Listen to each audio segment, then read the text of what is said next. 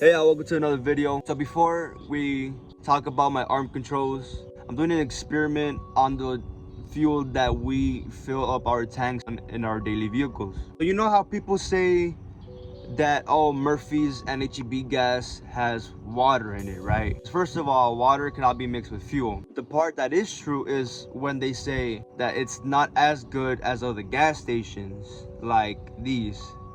So I don't know if y'all seen the people that refill the gas stations with these tanks, right?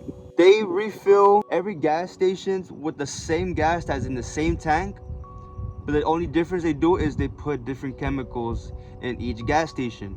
For example, Murphy's and HEB, when they arrive there, the tank, okay, who is this for? Oh, Murphy's or HEB. Okay, bet. We're just put this chemical and that's it, right? In the gas, refill it at the gas station, they're done. They transfer to another gas station, Bomb Shell, that's for an example. Remember, same gas tank. Okay, we're at Shell, okay? We put this chemical, and this chemical. Before I continue, these chemicals are not bad. These are good chemicals that they put in these gas stations. All right, now that you kind of have an idea of what I'm trying to say by the chemicals, yes, it may be cheaper at Murphy's, but you're gonna spend more. Why? Because the gas, the fuel is gonna waste faster than it will at Shell's, and I mean at these companies, right? HEB gas and Murphy's will waste faster than the gas stations I showed y'all. So I mean, if you really think about it, yes, it's cheaper, but you're gonna keep on refilling, and that's when you're gonna spend more money and more money. Unlike with the other companies, yes, it's pricey. It will last you a good while because of the chemicals that these people put in the gas stations. Because also think about it. Yes, Murphy's and HEB, it's cheap, saves you money. Would you want a $5 broom that comes with nothing? It's just a broom and it just brooms, right? Or would you want a $15 broom that it could pick up every particle, it brooms perfectly, but it also comes with a picker upper, right? For 15 bucks. Would you rather have nothing but one particle, or would you have a good amount of particles that will save you, it will save you money in a way? Yeah, you'll spend a good couple of dollars, but in reality, you're not gonna be filling up that gas for a good minute. So I kind of think about it like that. I can't really give you a good example besides of the goddamn broom. So hopefully I kind of explain things correctly. Later on, I'll be explaining it better the more I learn about this subject. Before the video continues, it's been 4 months since I recorded the last clips you saw. Throughout the months, I did my research, and now looking back at the clips, I'm not explaining things correctly to the point where my audience that are watching my videos would understand what I was trying to say. You know, forgive me. I was up to 4 in the morning at work, changing my tire because I had a flat that time. But looking back, the broom part, right? So I'm gonna explain it again in short term. Ignore the part where I was talking about sweeping particles or whatever I was saying. Think about it more as in the quality of the material that the broom is made out of. So the first broom that I said, which is a cheap broom, and I'm gonna say again, cheap. What I was trying to tell you guys on the broom was more of the quality of the material that the broom is made out of. So if you buy a cheap broom for $5, it's gonna be made out of cheap material. With that cheap material won't last you long. Either it's gonna break on you or something's gonna happen to the point where you're gonna have to buy another broom. And if you buy another cheap broom, then you're gonna have to buy another one in a couple of weeks, in a month. So by doing that, that's what's gonna be wasting your money throughout the time. Now the broom with the picker upper, aka a dustpan, not a picker upper, a dustpan. So a broom with the dustpan, right? If you think about it, the price of that, just by hearing that, is gonna cost you over 10 bucks because it has a dustpan. But take out the dustpan and bring in the price.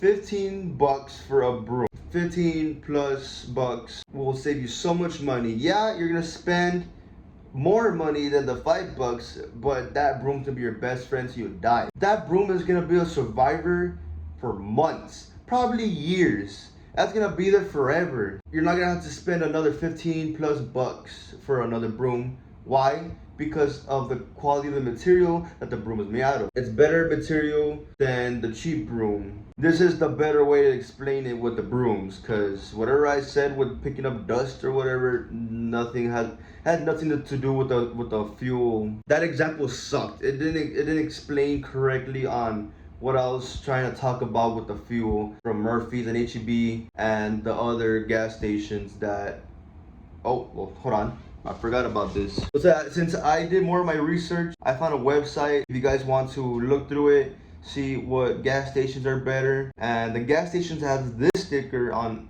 the gas pump, qualified as like good, better gas stations, and the stuff that they put in the gas, it'll help your fuel economy a lot. Website down in the description if you want to look through it. It has all the gas stations that are, that has the good quality stuff in it, has the good shit in it, has the good stuff in it. Before fully refilling my tank with shell gas, I went to Murphy's first, and I made sure I either filled it up to 355 to 360 miles. I waited until I hit 20 miles to do the calculations of how many miles I lasted from 350 to 360 to 20 miles, and from the Murphy's I got 224. That's how long I lasted with the Murphy gas.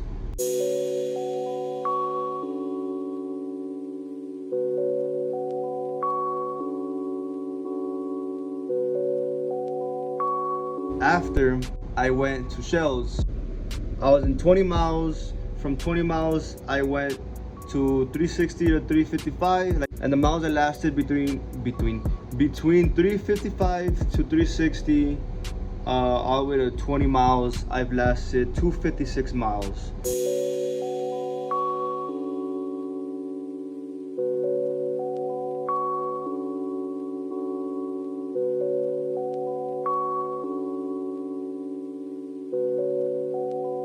Big difference. So throughout all this experiment, man, Murphy's and HEB gas is booty cheeks. All right, go to Murphy's, go to Valero, go to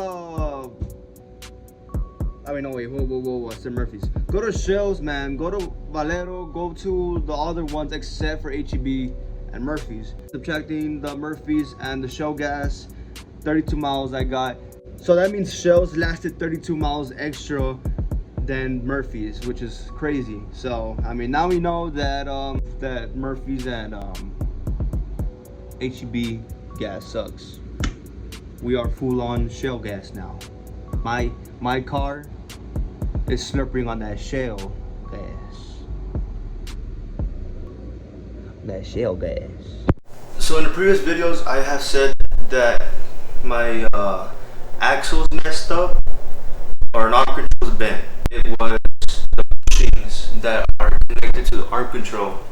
This bushing up here on both sides, which is crazy, on both sides, is worn out. Like, it's out of the socket. When you move the tire back, it rolls back. Like, it doesn't stay still like it's supposed to. And the reasoning behind that is because the bushing is out of the socket, so it has free movement. So it gives it the privilege to move back and forward.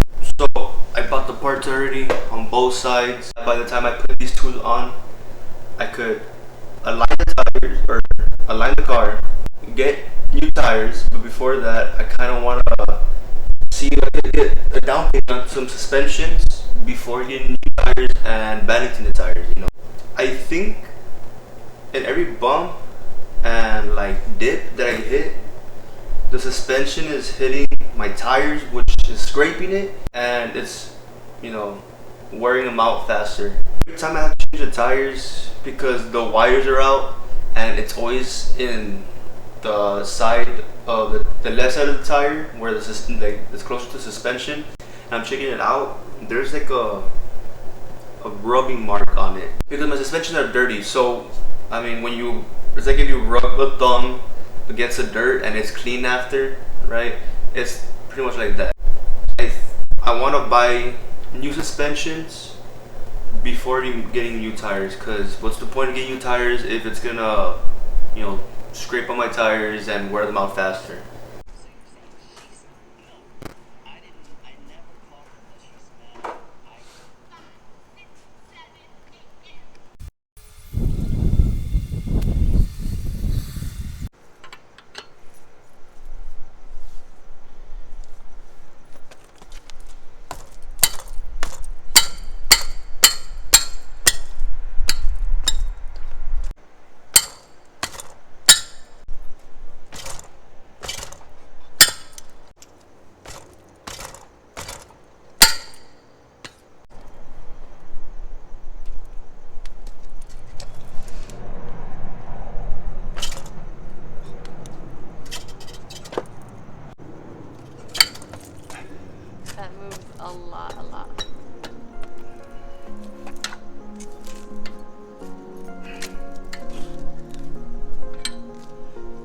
shit. Yeah.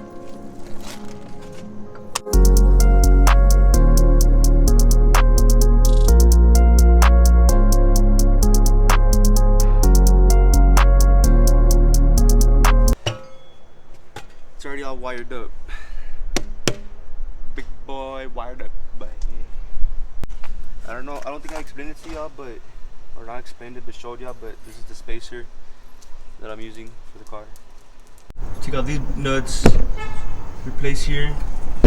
Take out that nut, but I'm seeing a little problem that it's straight towards the oil cap. So I'm gonna need to pick up the engine bay. And then the other one, it's right over there. Look at that. The bushing is gone. I don't have time. So we're gonna take off this bolt off here, but we're gonna pick up the engine bay a little bit. Hopefully, I'll manage.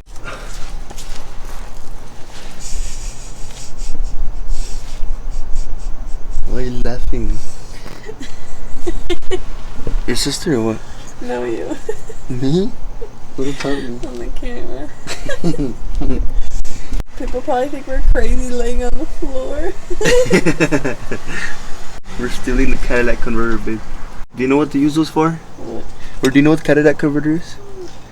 A Cadillac converter? Yeah. It's like convertible, no? Mm, Huh? it's a part from a Oh. exhaust, babe. My love, look. Are you looking at me? I can't tell. The camera looks like you're looking somewhere else. My feet up off the ground. Like that. I'm in big need of a change. God damn. Motherfucker's about to pop. I think the reasoning why it's wearing out, look, 'cause I'm noticing, look, the whole part is worn out compared to the top one. I think my tire the whole time, instead of being straight, it's kind of like this. Like straight, and it's kind of like that. This, it's kind of like that. You know what I'm saying? So I think that's why it's messing up. Mostly the bottom part. I picked up the engine bay. Literally the whole motor. I picked it up with this a little bit. Alright, boys, we did it. Took it off. It was accessible. This is the bolt. Kind of rusty. We're gonna clean it up a little bit. We had access, enough access to take it out. Now it's time for this one, the pain in the butt one. Damn, y'all, look, it's ripped. Hopefully, I don't struggle on the other side, and if I do, I would just continue tomorrow. But hoping to put these two by today. All right, guys, I took off all the stuff I need, the bolts and the nuts.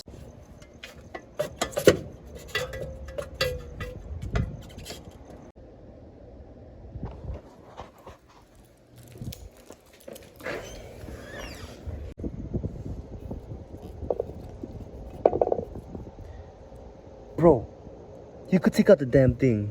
God damn, bro. Yeah, this was a big need of a change. This is alright. That's alright. But this, bro, it's out. It's out. It's not even supposed to be like this.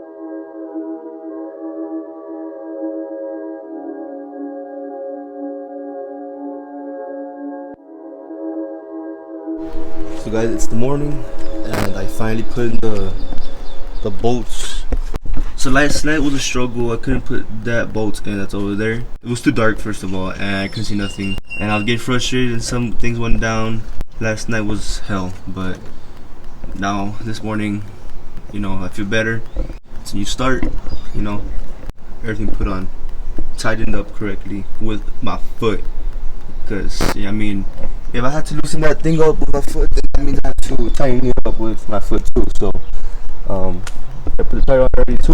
I'm gonna tighten it. See, I'm gonna, you know, fidget with it. We're gonna see if the tire moves. If it doesn't, then we did it. Okay.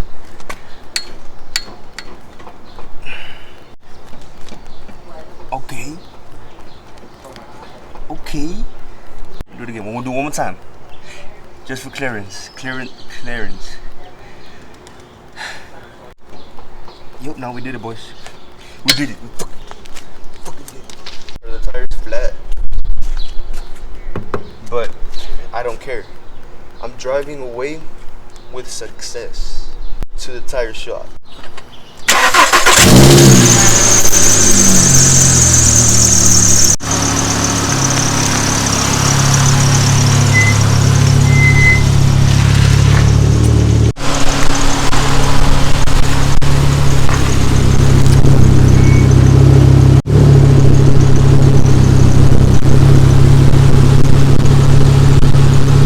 Last time, I want you to get in alignment with the same arm controls I had. It was kind of like 0.5 degrees in, and they're telling me that if I align it, then for sure I'm wasting $80.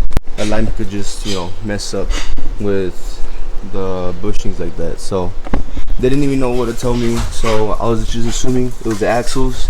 Luckily it wasn't. It was just the arm controls. So I'm seeing that we're gonna have a little bit of problems on this side too. The bolt I have to take out, it's in front of the transmission, and I'm gonna have to pick up the engine again by a lot, honestly. Look how far, or look how well, yeah, look how far I have to pick up the engine so I can take it out.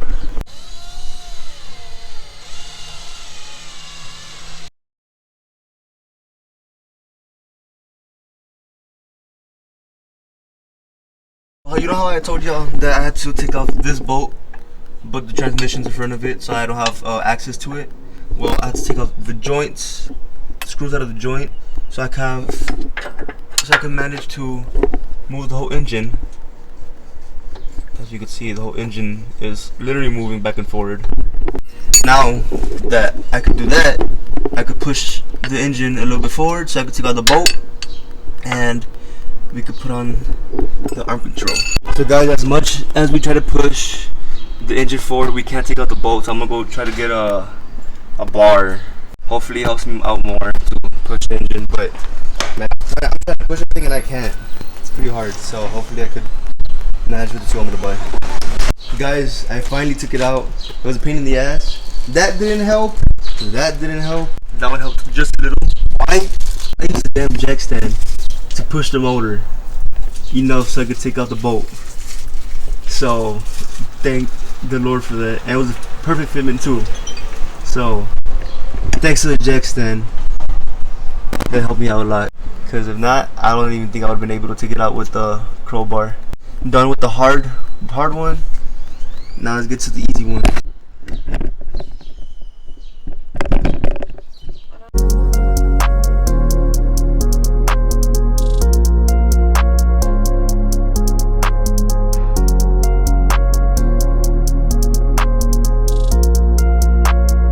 Same here. The thing is gone. Literally, I took this one out too. It's only supposed to be like that. Again, it's supposed to be intact.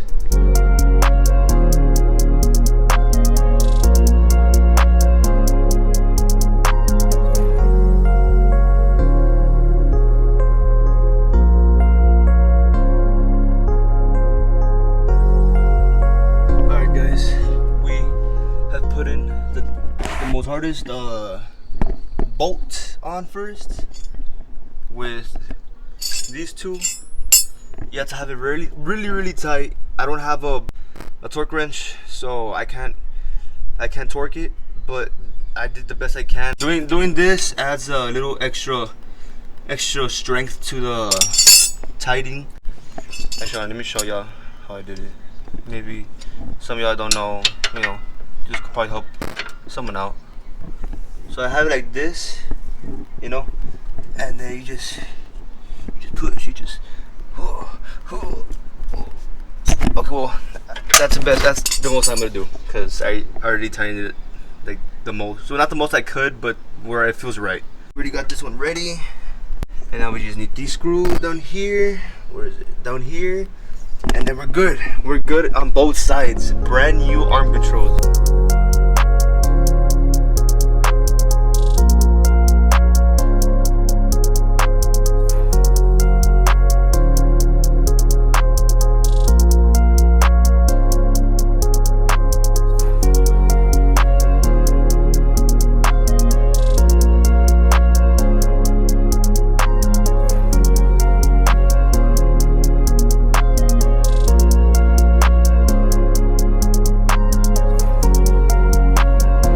at school. Some of y'all don't know, maybe some of y'all do know, but I'm studying for diesel mechanic, future technician. I'm mechanic, technician. Thanks to my professor, he let me use a torque wrench. The torque spec of the arm controls is 70 pounds, so we gotta do it professionally so we could have good performance on the arm controls. I'm pretty sure I tightened it up pretty tight, but we gotta be safe about it. Double check. I tightened it up with my foot when I was doing it on my crib, but the torque, it's clicking there. I didn't have to tighten it up more, so it's perfect. This is perfect. 70 pounds, maybe a little bit above, who knows.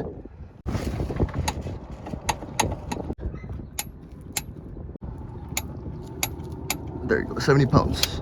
Now we're gonna do this side, and I think we're good to go. So guys, right now my steering wheel is shaking a little bit. I don't know if you could tell. Let me go to a certain